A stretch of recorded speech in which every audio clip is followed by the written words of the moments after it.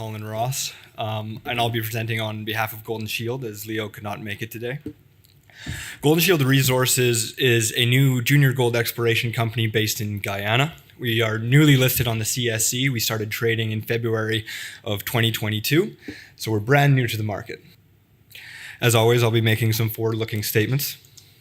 I suppose the reason we're all here today to invest in junior mining is to find that next great company and that next great opportunity in the junior mining space. And there are three factors which ultimately underpin every successful junior mining company. That's an experienced team operating in a favorable jurisdiction with a proven project portfolio. And we believe at Golden Shield that we have all three. Our team is experienced with a proven track record in South America, most notably Guyana itself.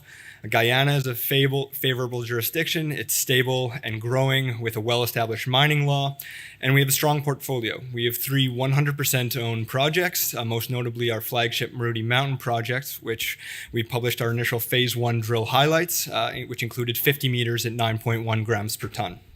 We're very tightly held with shares outstanding of 27.2 million.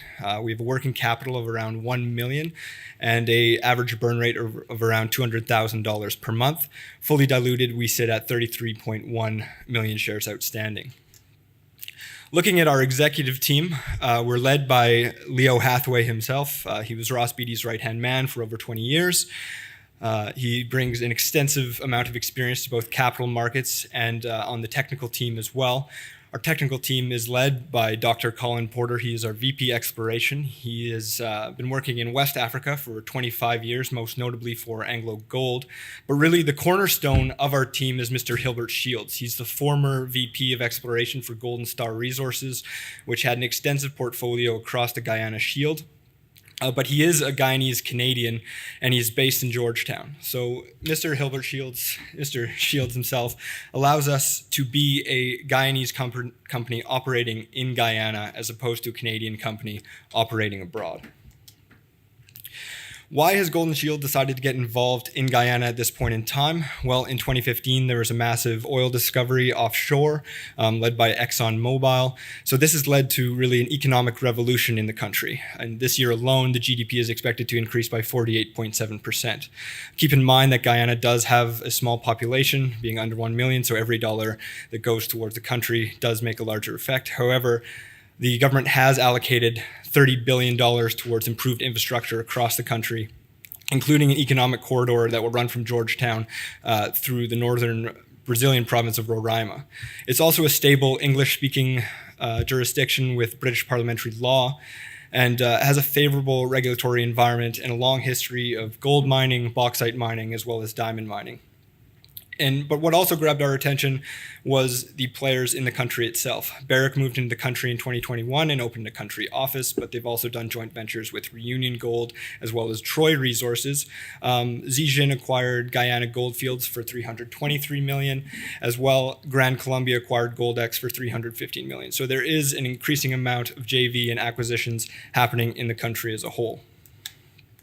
In terms of the geological hypothesis, why we're getting involved is, as I'm sure everyone knows, the greenstone belts in West Africa are the same greenstone belts that are found in the Guyana Shield.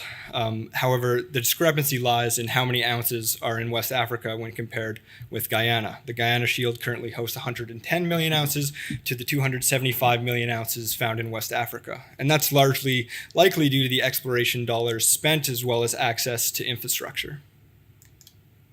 In terms of our portfolio, we have three projects, all 100% owned. Arikaka, which is an extensive land package, 176 square kilometers located in northwestern Guyana. It's seen extensive exploration, and we're going to continue that moving forward. Fish Creek is 10 kilometers to the west. It has an estimated 100K ounces extracted by artisanal miners, and it sits in a prolific regional structural zone. But our flagship is the Maruti Mountain project. It's roughly 55 square kilometers and has a historical resource as 350,000 ounces. In March 2022, we released our preliminary assays from our phase 1 drill results, and that included 50 meters at 9.1 grams per ton. It's important to note that's not a true width, which I'll get into later in the presentation, why that's important. But we also had 9.75 meters at 11.9 grams per ton gold. Looking into Maruti Mountain, we see it with the vertical derivative magnetics in the background showing our property outline. Mazoa Hill is where that historic resource is. Again, 350 ounces, an average grade of around 1.6 grams per ton. But Maruti Mountain provides a large underexplored property and with proven ounces in the ground. The black dots there on the map are targets that we've drilled to date. The yellow are targets that we have yet to drill, but we will be planning to drill in Q3 and Q4. But in terms of near-term catalysts, we just wrapped up our second phase of drilling on the property. It totaled 3,000 meters, and we have 12 drill holes outstanding, which we'll be publishing in the near future. But we have those 6 additional drill-ready targets with high-grade gold at surface that we've already done trenching on, and we have an updated resource expected in Q4 of 2022. So in terms of our phase 1 drill highlights, again, we have 43 meters at 1.39 grams per ton, 9.75 meters at 11.89 grams per ton, and that 50 meters at 9.1 grams per ton. Now, those are pretty spectacular results, but obviously that 50 meters is not a true width. And I want to just draw your attention to the cross-section on the right. In yellow, we have the model that was created by the previous operators in which we drill tested in phase 1 of our phase 1 drilling, and what we found was that the operators had expected it to be capped at depth. So we drilled across it in an attempt to find a true width. However, that didn't happen, and we ended up drilling right down the guts of the mineralized system. So in phase 2, we came from the other direction, and we just published the first results from that phase 2 program, which is 33.2 meters at 3.45 grams per ton. Now, that's likely more indicative of the actual mineralized corridor at that deposit.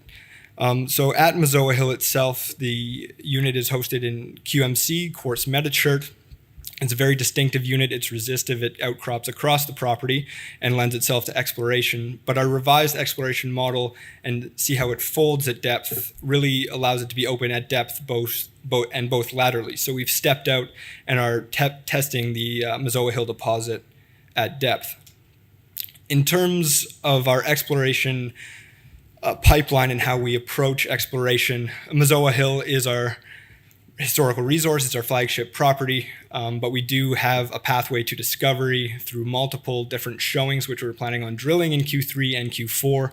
But really some prospects that excite us are Kimberley, Throne, and Success Creek, which are at the base of that pyramid, and we hope to be moving them into the discovery phase in Q3.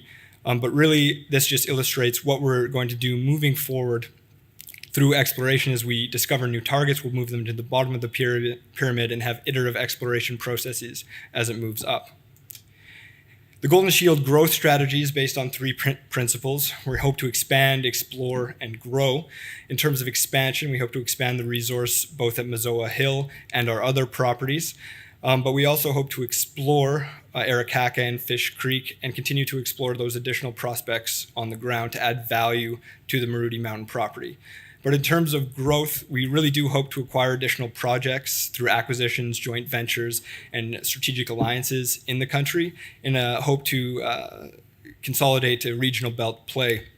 And really what that hinges on is Hilbert Shields, as he has been navigating the political and cultural landscape of Guyana for over 40 years, and he really does give us an edge on the ground in the country. I appreciate your time. If you can contact me at any time, appreciate it.